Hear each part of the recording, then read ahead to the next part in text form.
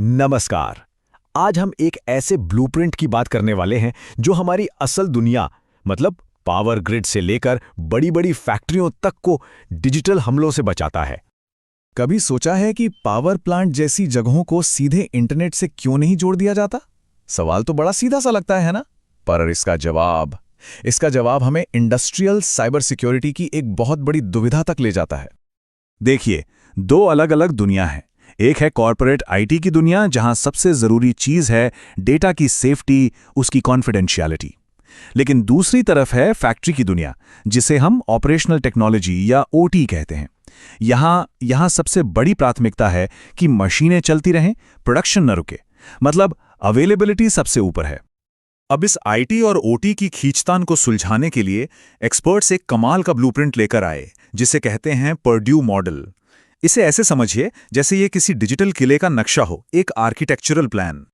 तो फिर चलिए इस किले को बनाना शुरू करते हैं, परत दर परत। सबसे पहले बात करते हैं लेवल 5 और 4 की। यह है हमारी जानी पहचानी कॉर्पोरेट दुनिया, मतलब बाहरी दुनिया, जहां ईमेल सर्वर्स हैं, वेब सर्वर्स हैं, वो सब कुछ जो इंटरनेट से सीधे जुड़ा है। ठीक है, अब हम अपनी पहली दीवार खड़ी करते हैं। यह दीवार है एक फायरवॉल, और इस दीवार के ठीक पीछे हम एक हाई सिक्योरिटी बफर जोन बनाते हैं। सोचिए, किले के चारों ओर एक गहरी खाई की तरह। इसी डिजिटल खाई को कहते हैं डीमिलिटराइज्ड जोन, या शॉर्ट में डीएमजी।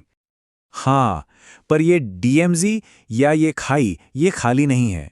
इसने बहुत सोच समझकर कुछ खास सर्वर रखे जाते हैं। ये सर्वर एक तरह से किले के वो मजबूत और कंट्रोल गेटवे हैं, जहां से अंदर बाहर आने जाने पर कड़ी नजर रखी जाती है। और यहीं पर एक बहुत दिलचस्प कॉन्सेप्ट आता है, स्केपगोट्स, या कह लीजिए बलि का बकरा।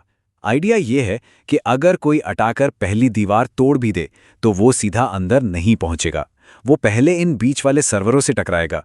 मतलब असली और कीमती मशीनों को बचाने के लिए इन सर्वरों को कुर्बान किया जा सकता है। इसको समझने का सबसे अच्छा तरीका है रिमोट एक्सेस। मान लीजिए किसी इंजीनियर को बाहर से कोई मशीन ठीक करनी है, तो वो सीधे उस मशीन से कनेक्ट नहीं होगा। नहीं, पहले वो एक सिक्योर वीपीएन से कनेक्ट करेगा। फिर फायरवॉल उसे डीएमजी में रखे एक जंप सर्वर पर भेजेगा, और फिर उस जंप सर्वर के जरिए वो अंदर के सिस्टम को एक्सेस करेगा। मतलब इंटरनेट से अंदर के नेटवर्क तक कोई सीधी लाइन है ही नहीं। चलिए अब एक और पहले से भी ज्यादा सख्त फायरवॉल को पार करते हैं। अब हम पहुंच गए हैं किले के सबसे अंदरूनी हिस्से में, उसके दिल में। ये है ओटी नेटवर्क, जहां से पूरा ऑपरेशन चलता है। और यहां वो सिस्टम्स हैं जो सच में फिजिकल दुनिया को कंट्रोल करते हैं। लेवल 3 पर इंजीनियरिंग वर्कस्टेशन से लेकर लेवल 2 पर ऑपरेटर की स्क्रीन, जिसे एचएमआई स्कैडा कहते हैं। और फिर लेवल 1 पर आते हैं पीएलसी, यानी प्रोग्रामेबल लॉजिक कंट्रोलर्स। यही वो डिवाइसेस हैं जो असल में मशीनों को, जैसे रोबोटिक आर्म्स को, चलाने का काम करते हैं। और लेवल 0 पर तो असल प्रोसेस ही है, मोटर्स, वाल्व्स, सेंसर्स। अब सवाल उठता है कि इतनी सारी सुरक्षा की जरूरत क्या है? देखिए, बात यह है कि इनमें से कई सिस्टम बहुत पुराने ऑपरेटिंग सिस्टम पर चलते हैं, नाजुक होते हैं। उन्हें बनाते वक्त कभी ये सोचा ही नहीं गया था कि उन्हें इंटरनेट के खतरों का सामना करना पड़ेगा। अगर इन्हें सीधे इंटरनेट से जोड़ दिया तो सोचिए क्या हो सकता है। तो हम फिर से उसी सवाल पर आ गए, आखिर इस सिस्टम्स को इस तरह से अलग अलग लेयर्स में बांटने का असली मकसद क्या है? ये इतनी मेहनत क्यों? इसका जवाब एक शब्द में है, क्रिटिकलिटी, यानी कौन सी चीज कितनी ज्यादा जरूरी है। इस मॉडल में किसी सिस्टम की लोकेशन ही ये तय करती है कि वो ऑपरेशन के लिए कितना जरूरी है। मतलब लोकेशन ही क्रिटिकलिटी है। एक उदाहरण से समझते हैं। मान लीजिए डीएमजी में रखा अपडेट सर्वर फेल हो जाता है। ठीक है, थोड़ी परेशानी होगी, पर काम नहीं रुकेगा। लेकिन अगर लेवल 2 पर ऑपरेटर का स्टेशन यानी एचएमआई फेल हो गया तो ऑपरेटर काम नहीं कर पाएगा। और सोचिए, अगर लेवल 1 का पीएलसी ही बंद हो गया तो पूरी की पूरी फिजिकल प्रोसेस, पूरी फैक्ट्री ठप पड़ सकती है।